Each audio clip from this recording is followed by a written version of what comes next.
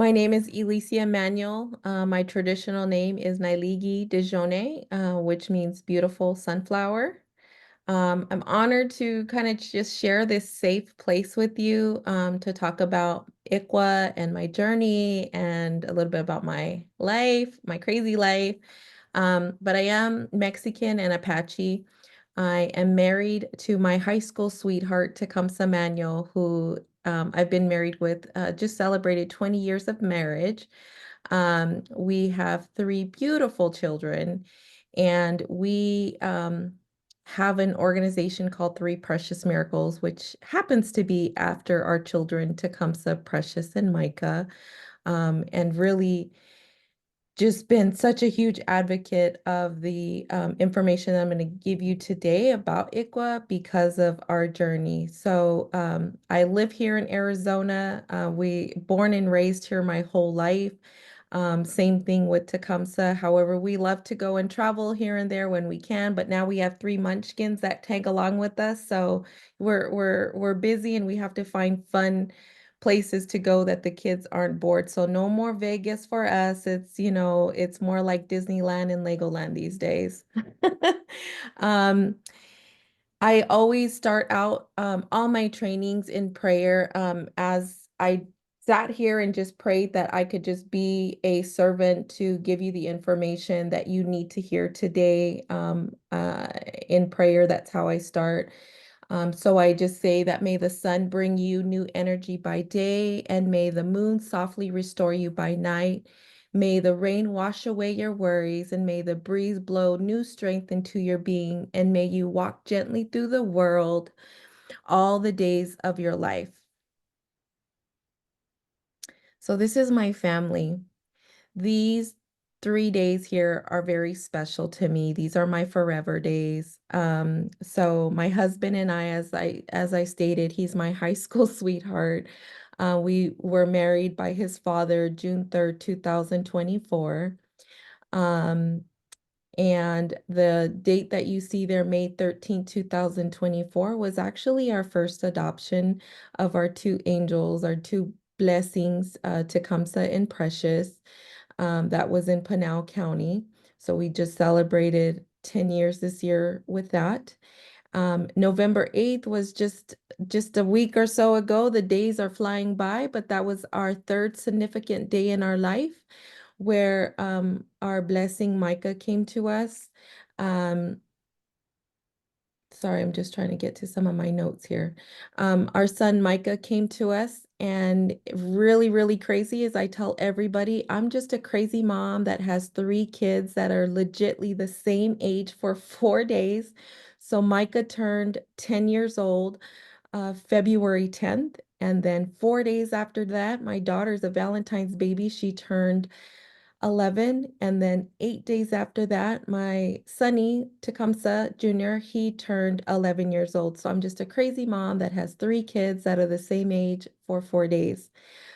Micah uh, is my young boy that's gonna be the thorn in my side for the rest of his life. I know that. They always say there's one child that, is gonna make you go crazy and give you a lot of white hairs. It's my baby.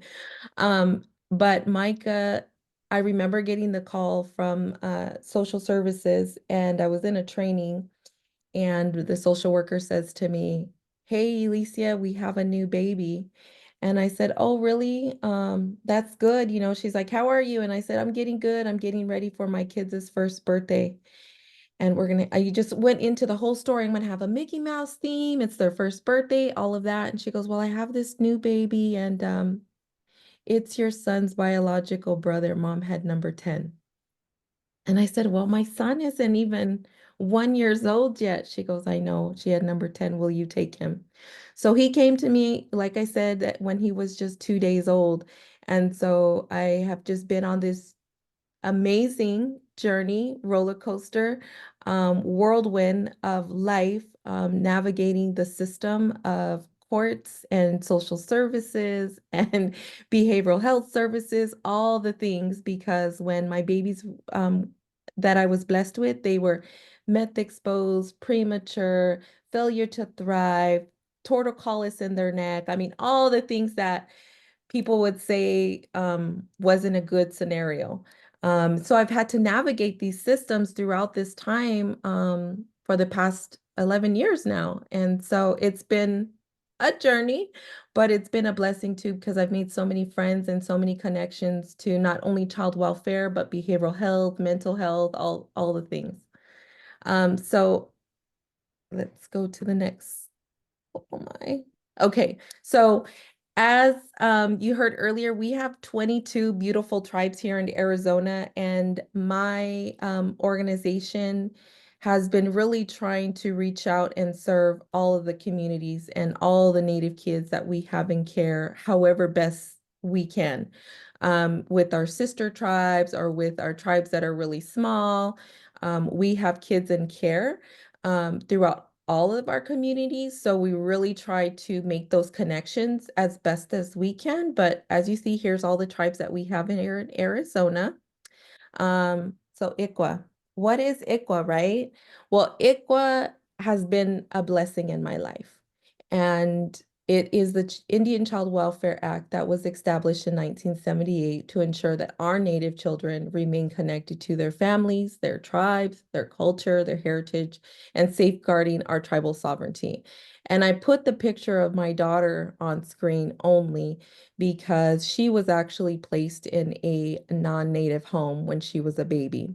And the reason why I told you earlier that it took she was here when she was 4 months. She was placed prior to Sunny, but her foster parents that had her wanted to keep her, and so we went back and forth to court several times, and there was a time where I honestly felt so overwhelmed because I felt like in a sense of selfishness because I thought, well, I have a baby boy already, and maybe it's meant for her to be with this family who was non-native. The father was a doctor, the lady was a stay-at-home mom, and they had, they didn't have any other children that were in care. And so my husband, and this is where she gets her name, Precious. He said, "Look at how precious she is." The picture that you see there on the bottom was actually during a visitation when we had visits with her. So of course we would pick her up and we would take her to Grandpa's house because we're all family, and we wanted the grandparents to meet our beautiful chubby blessing who had torticollis. And went back and forth to court, and finally alongside ICWA caseworkers, because we've had to really fight ICWA, and she was placed with a non-ICWA unit with the state. And so we had to advocate as families saying, hey, she's actually could be an enrolled member. She should be part of the ICWA unit that the state has. So we had to fight that. We were able to get rid of her other caseworker who was really advocating, and I saw that through emails, advocating for the other family, just through the emails of we received an email saying that the potential foster family didn't change her diaper. She came home so hungry and they weren't feeding her. And these were within like 4-hour time frames that we would have visits with her. And I just thought, this is crazy. Like, why is this? And I don't mean to offend anybody by any means, this non-native person saying these mean things about our family. Like, we're loving on her and we're feeding her, we're changing her diapers, we're taking her back home that she was placed with. So we had her case worker changed to ICWA unit. ICWA unit finally got a hold of basically all the people that they needed to get connected with. So our ICWA, the state ICWA, advocated for us in court. Judge ruled in our favor for this beautiful blessing to be placed with us. And so at the end of June, we went to court. Judge ruled in our favor and said, we're going to follow the laws here, Maricopa County. We're going to abide by what the state or what the tribe is requesting. The tribe is requesting that she's going to go to a tribal member, and told the family, you have 2 weeks. to give her to the family. And so me and my husband that day we left court and we went to go celebrate. We were eating lunch and I got a text message, and I will tell you honestly, I still have that text message from 11 years ago sitting in my phone, and it says, "I can't do this. Can you meet me right now?" And we met at a Walmart parking lot in Chandler, Gilbert area. Um, and they just handed her to us. They gave me, and they say a lot of kids get placed with a trash bag full of stuff. She had a grocery bag. I was thankful she got a grocery bag. She had some pictures, she had a bottle, she had her formula, she had a blanket, and a cup, two outfits, and that was it. They handed her to me. So I was running into Walmart to get supplies for her. Now she's a thriving, beautiful, rambunctious, outgoing, smart, tell it how it is, wants to wear mascara type of girl now. And I'm like, no, you cannot wear mascara. But she's so amazing. So this law exists because there was such an extreme removal of kids back before the 1978, and they were being placed in on non-native homes. And I am truly so thankful for the law, because if you would have imagined, if I didn't know anything about ICWA, she could have been stayed with the non-native ICWA unit.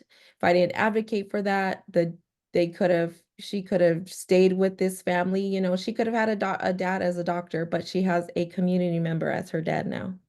And she has somebody from her community that's able to keep her connected. So the three pictures that you see there are kind of just the stages of her life of when we first were blessed to meet her. Her name is Precious because her dad said, "She is so precious. How can we not fight for her?" So that's where she gets Precious from. Um, but right now, Arizona, our native children represents 10% of the population that are in care. So we have just under actually 10,000 children in care. 10% of that is Native American. But we here right now, from the last report that I have, is that only 3% of licensed individuals are actually Native homes. And so what I tell people all the time is that we really need more Native homes to take in Native children, because a lot of our kids are being placed with individuals that are non-Native. And we want to be able to keep culture connected as best as we can. I'm sorry, I'm trying to navigate my screen here. So one disconnect and one gap in the system that you don't see right now on the screen is that out of the 1,000 kids that are in care that are from, and I put 0 to 21 on there, and the reason for that is because the state of Arizona, when your kid turns 18, they can opt to stay in the system. And so if they decide to stay in the system and still receive subsidy under a different category, those kids still count. But these numbers do not reflect TSS numbers. So I just want all of you to imagine for me, just for a second, if we had 22 tribes and all of them only report 100 children in foster care. Okay. How much is that? That's 2,000, over 2,000 children, right? Because we have 22 tribes. So that's 2,200 children. Now, all of our social services, because they're sovereign, we don't report our numbers to the state. These are straight DCS numbers, what their reports stand. We have, and from the work that I've done, we have well over 3,000 Native kids that are actually in care. And they are being housed in group homes, treatment centers. They are in foster homes. They may be with guardians, but under social services. So we have such a wide amount of our Native youth that are in care. Here in Arizona. It's alarming. It's really alarming. Another report that I received was that we have 100 different tribal representation with our kids in care. So under the state, there's just over 100 of other tribes. So we have 574 federally recognized tribes, but there's 105 that are actually recognized here in this community. So that could be a child that's 10 years old from Choctaw or Potawatomi or Ho Chunk, or I'm just throwing out some ideas there, but just think about there's other tribes that are represented here in Arizona, that are disconnected from their community. So I'm not, let's see. So as you know, there's a lot of historical trauma, and some of you may know that the president was here last month and gave a speech about, apologizing for what was happening, but the boarding school trauma is still affecting us today, still affecting our grandparents today, because as close as COVID, we were finding remains and we were bringing back home. Individuals were, tribes were going out to Canada and going to the boarding schools and picking up these remains and re-bringing up that trauma when we've dealt with kids weren't coming back. And so the trauma in boarding school is from the era of us being told, you're not going to speak your language, you're going to cut your hair, they're going to save the man and kill the Indian, right? That's what we were hearing. And I was at a informational session on Saturday, and it talked about how only 1% of our Native youth actually came back from boarding school, that they really tried to just wipe us out there. So that was really interesting to me. I'm going to do a little bit more research on that. But oops, I'm just skipping through stuff. Sorry, guys. See if I can go back. So, trauma is still affecting us. Our grandmas are still talking about it. For me, it's overwhelming because it wasn't too long ago. And my husband had sent me a picture of a article that says 10 cents to adopt a native child. Like how alarming is that? And how much trauma and overwhelming depression it really causes on us. But you know what? We are still healing. We're resilient. And, I just know that we have so many great things coming for our future. So how does ICWA work? All right. So the way that ICWA works is the agencies must reach out to make some active efforts to reunite the families to prevent unnecessary removals. But the DCS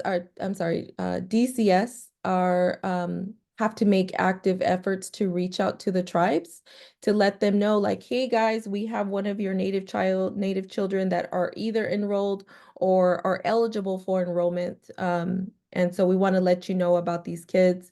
And so tribes have the option to bring them back to the community, or for whatever reason, if they stay a part of the DCS system. So the way that preference works is I'm sorry, not I, it goes to extended family.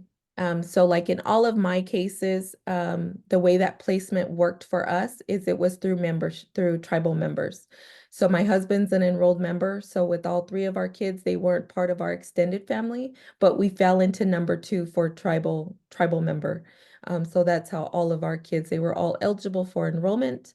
And because my husband was a enrolled member of Gila River, and we were probably, I'm gonna say back then, 11 years ago, maybe they had 5 homes that were licensed. And so we were one that had an open bed to take in. And so that's how that happened. But then the next one is to other Native families. So if we have a child that's from another community, like say White Mountain, my community, and we don't have an extended family member, we don't have a tribal member, and then we can't find another uh, native person. So if that's Navajo, Hopi, another tribe, then that's where it kind of falls into the next category of non-native. So that's kind of, there's like three steps there where we're trying to keep those kids connected to culture, but if not, then it goes to non-native. So we have three times of a chance to try to keep our kids connected, is how I feel. We have three times. So they say three, three's the good luck charm. We need to get somewhere, find ourselves in that good luck charm to keep our kids connected to culture before they're not. Um, but tribal notification and jurisdiction. So, like I said, tribes must be informed so that they can intervene if they decide to take jurisdiction over the child. Um, but really, the states, I feel that the states can do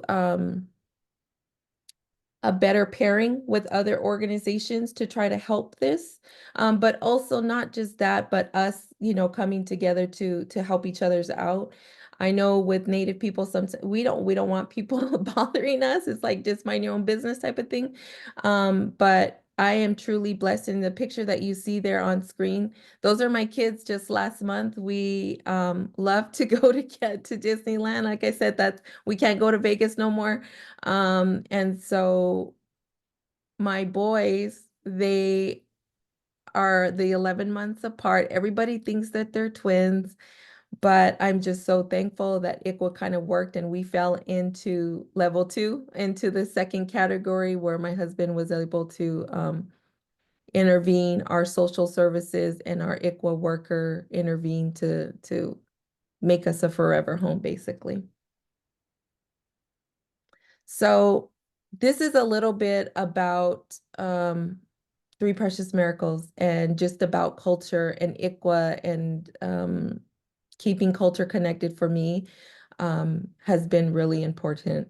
So with Three Precious Miracles, sorry guys, I'm working on a three monitor here. So with Three Precious Miracles, if you don't know, so I am the founder of the organization. And so with that, we provide basic necessities for kids in care. And the reason why we did that is because when we first got Sunny, he was given to me with a borrowed car seat. They said, "Hey, Alicia, we have this baby and we have you a car seat for you. Meet us outside and we'll pass them along to you. But let me tell you, I need my car seat back in 48 hours."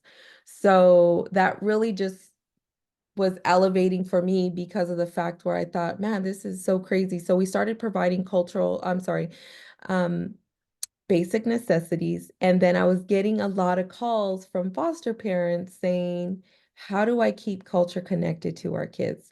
What can I do? So we started putting on cultural events and cultural opportunities, but being able to have some spiritual wellness can really change somebody's life. I truly believe that culture is prevention. As I started off in prayer with you, this is something that I keep next to me, but smudging is so important and makes me feel so grounded. My children will tell you, my son, I'm a storyteller, guys. So my son, we lost our pet. And what did he do? He ran to mom's office to grab her sage and shell and said, "Can we do a prayer?" At 10 years old and realizing that this little guy is connecting his culture and what our spiritual beliefs are of blessings and healing and wellness, how it's making him as a little person, how it affects him, it just elevates, our culture. And so with Three Precious Miracles, we've been doing this by opportunities of doing smudging ceremonies as I go and do work in residential treatment centers, talking circles. We've been able to do sweats. I put food on there because we do and we are connected to food. Here, it could been through farming, through the beans that we eat or the chimath or the fry bread, that it all has us connected. Now these days with our kids, they're connected through their picadillies and pickles and Kool-Aid type of thing, And so as I've been doing work into the treatment centers, I'm known as Auntie now with these kids. I've been going in there for about a year now. These kids are from age 10 to 17 years old, and they're at this treatment center either because they don't want to be, the judge doesn't feel that they should be sent to jail, or we can't find them a foster home, or there's not a group home. So they're in these residential treatment centers, and I go there every other week to volunteer my time. And we do smudging, we do talking circles, we eat. Every time Auntie goes back, I ask the kids, there's no curriculum in place. It's not about a curriculum or, hitting stats or numbers. It's about the kids and how can I make them feel safe, loved, secure, and give that cultural healing through culture.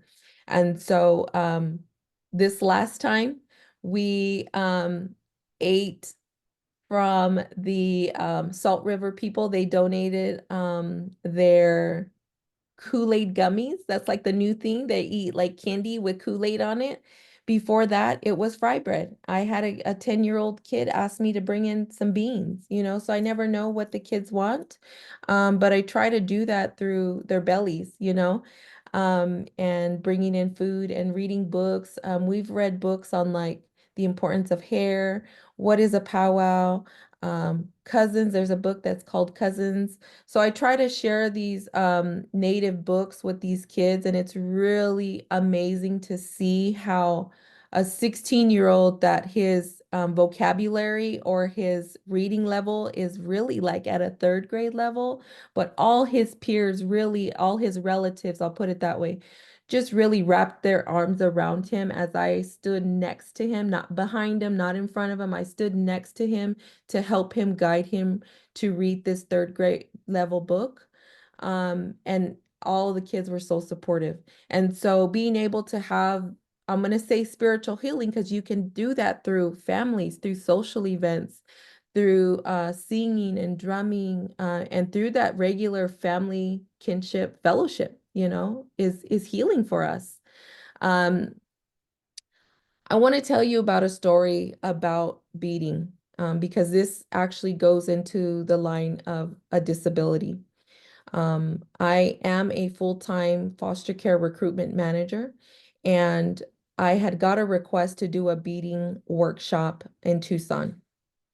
And the child had aged out of foster care, and he is now in a adult developmental home. So he's in an ADH home with a foster parent. He's in his early 20s, and when he came into class, he had his headphones on, he had his hoodie on. And anytime that I do any workshop, I usually have drumming music on. And as I had the music on, I started gathering the beads and said, "Hey, what's your favorite color? Sit here." And he says to me, he says, "I like red." And I'm like, "Oh, cool." I said, "Me too." He and I started gathering beads, and then he says, "Because it reminds me of blood." And I'm like, "Oh my gosh." Okay. So, it's just like it reminds him of blood. Like, okay. So I grab my beads and I go sit next to him. And as I sit there next to him, it starts off as an easy project. Okay. And so I said, "Well, let's do this. I'm going to help you. I will tack them down." I said, "I just need you to put beads on the needle and I will tack them down and I'll give it back to you." So we did that. We did it together.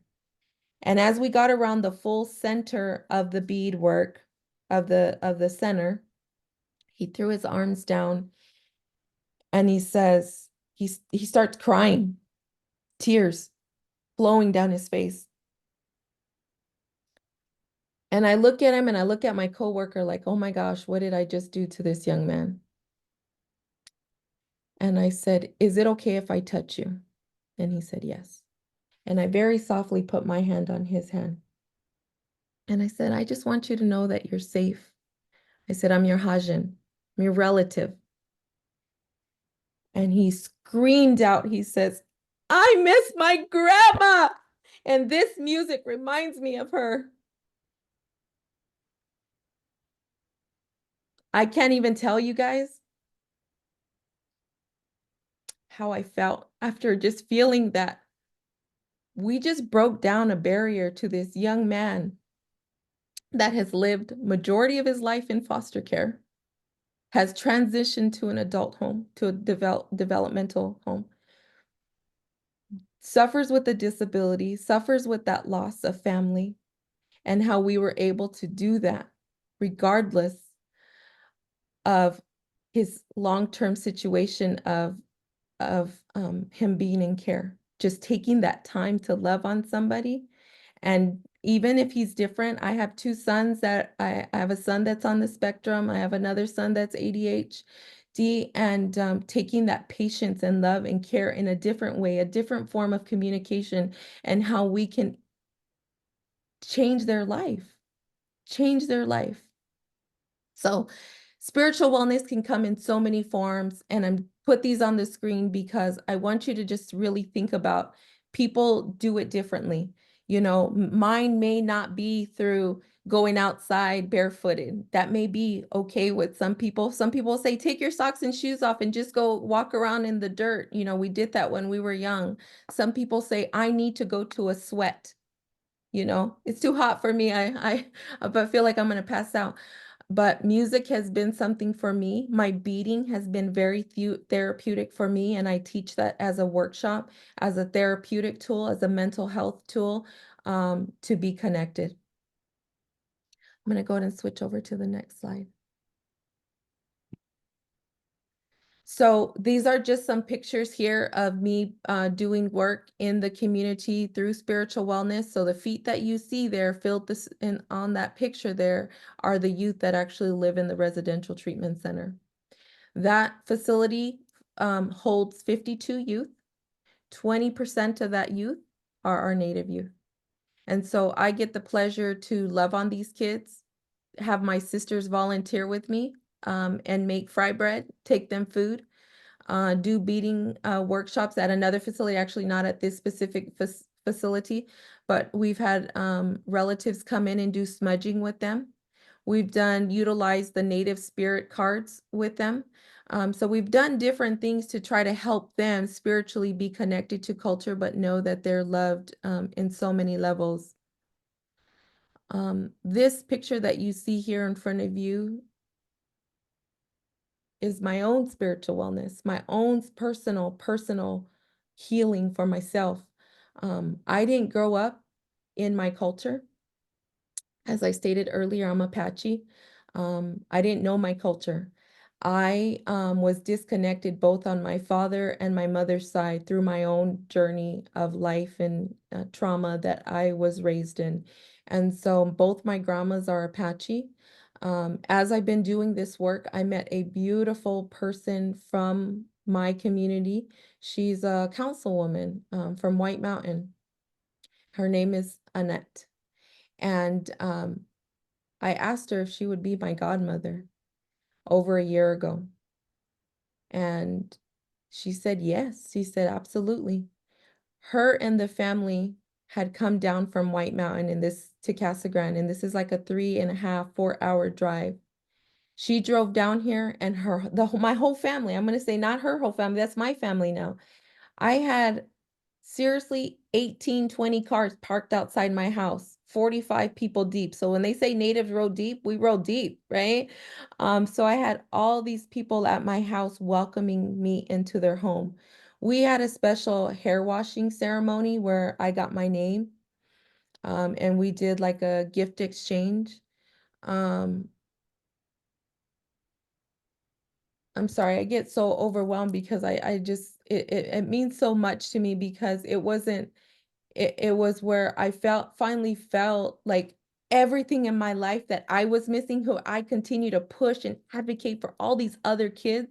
It finally happened to me in my 40s, where my godmother said, "You're accepted." And as she was washing my hair and as I was weeping in front of her and crying, I felt like I was just being lifted up by ancestors and all this energy as it was just tingling through my whole body. Like I could feel it. I could feel this energy of strength saying, "We got you. You're okay. We're going to help you. We're going to support you. We accept you. We're going to be right beside you, not in front of you, not behind you. We're going to be right beside you, holding your hand, walking you through this journey of spiritual wellness, spiritual healing, feeling of that you know your worth. You're not an imposter because, sometimes you get that feeling of you're an imposter. You just want to be, I just so badly want to be, part of the community. But it wasn't that. It's like you are part of the community and we're going to help you and we're going to support you in everything that you do. So this is, again, me being vulnerable with you. I feel like I'm in a safe place to share this with you, that I come with my whole heart because TPM is my heart, and I'm going to continue to advocate for those little guys that don't have a voice and for those kids that are in the disability category, that they're special in their own way. I have a son that's special. I have two sons that are special in their own way. My husband teases all the time that we're E.T. and Elliot. So those that know of E.T., we communicate, me and my son communicate in that way. He understands me. I understand him. He may not come and hug me and everything like that, but when he puts his head on my shoulder, I know that he loves me. He communicates differently, and it just makes me so, so happy. So different resources here in Arizona that I like to share about and that I have some type of involvement with for other individuals that I like to share about. So the Indian Center in Arizona, I'm part of their Urban Indian Coalition of Arizona. I am their chair for ICWA, and they provide different workshops for families.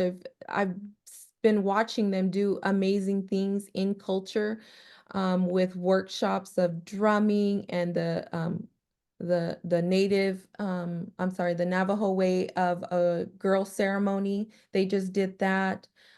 They've done ribbon skirt food workshops. They've done beading workshop. They've done so many things that I didn't see years ago. I'm so honored to just be a part of, to be a volunteer with, because now they're reaching out to other tribal communities to see how they can create other workshops for other tribal members that are urban. So there's great workshops there. I'm honored to be a part of their volunteer program. Native American Connections, they, have been supporting families through behavioral health, housing, and reunification services.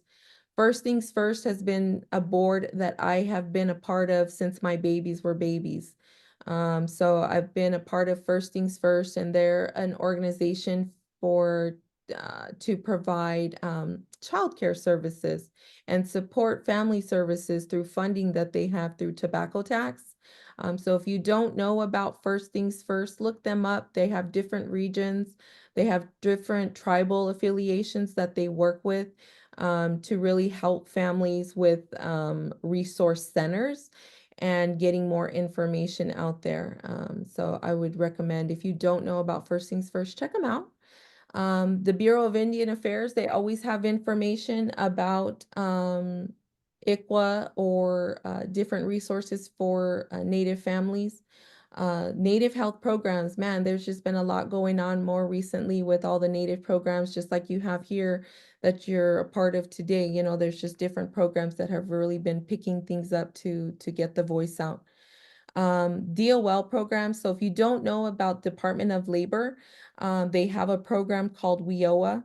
And I was actually a part of that program for 16 years until I actually had to quit my job. So 3 years ago is actually when I quit my job. But I worked for the WIOA program of Gila River Indian Community, and really loved it because we were able to help young individuals and adults. And what I will say is that our foster care community had priority of services. So if they came in and needed services because they were a part of the system, we made sure that we gave them a summer job, that we were able to help them. But basically they provide workforce readiness skills. and jobs to help individuals. So if you don't know about WIOA, please check them out. And then NICWA, they're the National Indian Child Welfare Association.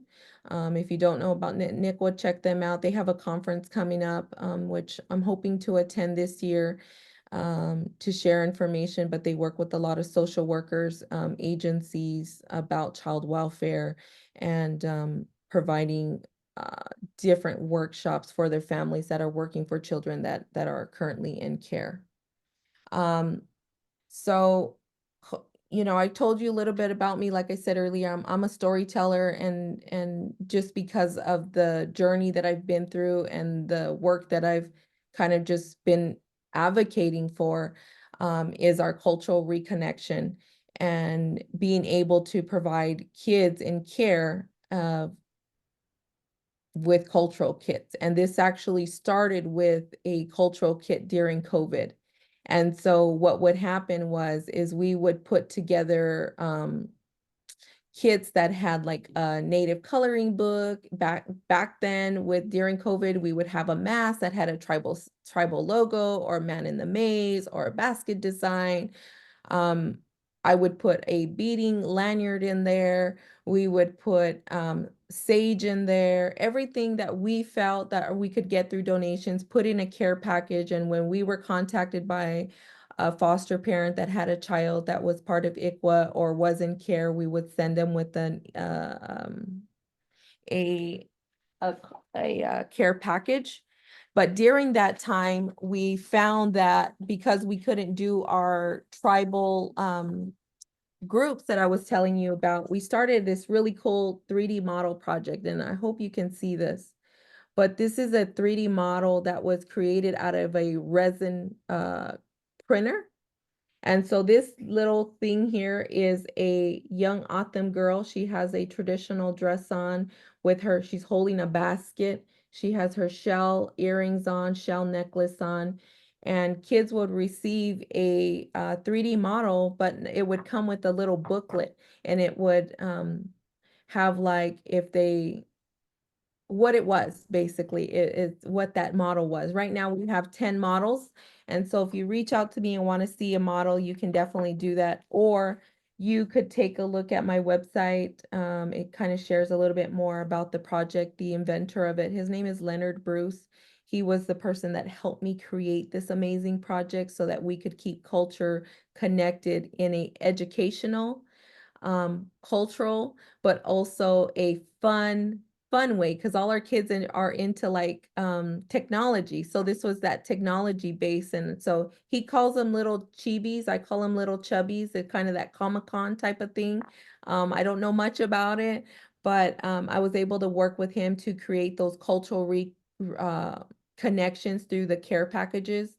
And in September, can't see it, but I'm just going to tell you about it. In the University School of Social Work for the University of Minnesota, they wrote an article about this project. It's called the 360 W360 Spring Edition. So if you look that up, University of Minnesota School of Social Work, it's in their Center of Advanced Studies of Child Welfare. We're in here, talks about the project. It's honestly amazing. It's been something that's been so cool. We've been going out into the community and providing art therapeutic workshops with these 3D models. The most recent one we did was with Child Abuse America, and that was last week. And we painted on gourds, and we had a group come out and sing to Child Abuse America and all these people from around the country and share about our gourd, and the songs and stuff. So it was really cool. So family, I'm going to go into family number 2, and a success story for Three Precious Miracles was we had a young person reach out to us she was in her early 20s, and mom had another baby. And because social worker didn't feel like the family was best fit for the family, because I'm sorry, I said she, but the caseworker was affiliating this person who now liked to be recognized as he, didn't feel like he was the proper place for his sister because he wasn't born a he. Okay. So because he was part of our LGBTQ plus community, the social worker didn't feel it was the best interest. We stepped in, intervened, and were able to get a hold of our tribal liaison through the state, through DCS, and baby became permanent placement for baby. I was honored to attend the adoption of the baby and now dad. And so it was such a beautiful success story. It happened in Flagstaff. And so, just being able to have that voice and knowing that the family is thriving, they're happy, the sister, the baby is happy. I get to see them at least once a year, and it was such a beautiful way how ICWA again intervened. We had to get the right people to advocate, to know who to advocate to. So, contacting DCS, finding out who our tribal liaison, kind of implementing ICWA. ICWA was upheld, and baby was adopted by her brother who loves her to pieces. And so that's another success story. But number 3 is empowering foster parents. So I do this because I know that we could make a difference. We really can. We just need to educate people a little bit more, just a little bit more of what's available. So I do that through my job right now with Stepstone. I have been training our foster parents that are non-native that are going to take in Native children. I do that by hosting and facilitating cultural workshops. We just had one yesterday of a ribbon skirt making class. We had a former foster youth come to the event and make her first ribbon skirt. We had a child that was adopted to a non-native come and make her first ribbon skirt, who is going to be utilizing this skirt for her graduation. We had a current child in care. So we've been able to touch different lives, but that wouldn't and couldn't be possible if honestly, if it wasn't through the help of my family, through the partnerships that I have through different affiliations. So this was funded through Cook Native American Ministries to help me make this possible. And my sisters, they're not my blood sisters. The most closest people to me are the ones that aren't blood relatives. They're the ones that I call family, that I choose to call family. Um, we were able to make a difference yesterday to several youths' lives where we had someone that's known to be a full seamstress, a known artist to do work. They were there. I mean, it was such a beautiful environment. We had Miss Indian first attendant come to the event and participate and help make a skirt for a young person. So it was really, really cool. But we do that by empowering foster parents through events, through cultural trainings, through one-on-one trainings, and it can be done across the board, across the state, across agencies. So barriers to ICWA, implementation of gaps is really what I see is where we kind of fall short, and we have to find ways. And as I'm kind of stressing, we can do that through our cultural trainings, with state agencies, through universities, through regular schools, through employers, because we're wrapped around 22 tribes. There's thousands of people, thousands of natives that are, around, that we're wrapped around. And I feel like we can do that through all of us saying we need to implement a cultural training, not just cultural competency, but through just culture awareness. Because I had a person non-native attend a class and I was talking about the importance of hair. And after I started to talk about the reasons why we cut our hair and all of that, she had little tears rolling down her eyes. And She says, can I tell you something? And I said, yeah, of course. This was after a cultural workshop with the agency. She says, I have to go back to one of my coworkers and apologize. She said, he had really long hair and he came back to work and I started making fun of him that he cut his hair. She said, but I did know that he lost his mom and I didn't know that that was a reason why he cut his hair.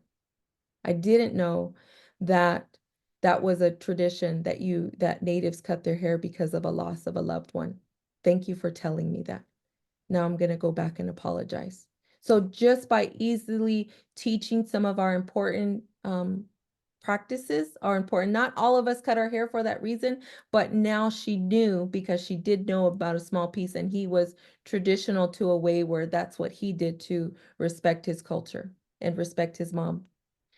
So the other thing that I put on here, and we got 4 minutes, guys, so I apologize, and I hope you're getting the information that you need, but due the shortage of ICWA and compliance homes, we could definitely make an impact of the gap of getting more people involved, of knowing about ICWA, but knowing that we could get more foster parents involved or even respite providers. Or if you can't do that, you can't bring a child into your home, just knowing that you can make a difference by donating your time to an organization will make a huge, huge impact. So I'm going to stop there. And then, so how you can advocate is support the work that we do. You could donate, you could volunteer, you could put cultural kits together and help me spread the word. You could engage into tribal programs, build relationships with tribal ICWA departments, their social services, they're always in need, and educate, educate, educate. Just go out and provide, share the importance of ICWA, share the importance of our culture. I feel like we need to do even more. Sometimes we don't want to talk about it, but in our world, I'm just going to say this, in our beautiful world of being so diverse as we are, I am always honored as a Native woman to love and embrace and to learn more, not just about my roots, but also, other roots. But it's helped me have my own stronger sense of identity and belonging through what I'm learning in my adulthood.